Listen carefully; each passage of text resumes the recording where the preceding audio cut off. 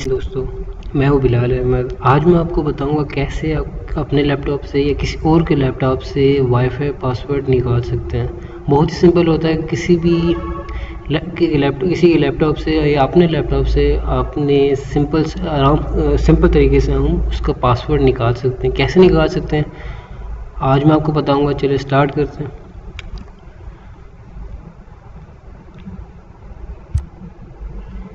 सबसे पहले आपने इस जगह पे कंट्रोल पैनल पे क्लिक करना। कंट्रोल पैनल पे क्लिक करने के बाद आपने नेटवर्क एंड इंटरनेट पे क्लिक करना।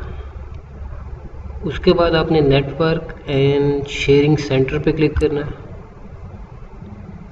आपके पास ये चीज़ आपके सामने आ जाएगी। यहाँ पे आपने वो जो आपको वाईफाई चल रहा है उसके ऊपर आपने क्लिक करना और वायरलेस प्रॉपर्टी पे क्लिक करना। आपके पास ये चीज़ आ जाएगी। पहला ऑप्शन कनेक्शन होता है, सेकंड ऑप्शन सिक्योरिटी है, सिक्योरिटी पे क्लिक करना। ये आपके पास वाईफाई पासवर्ड आ गया।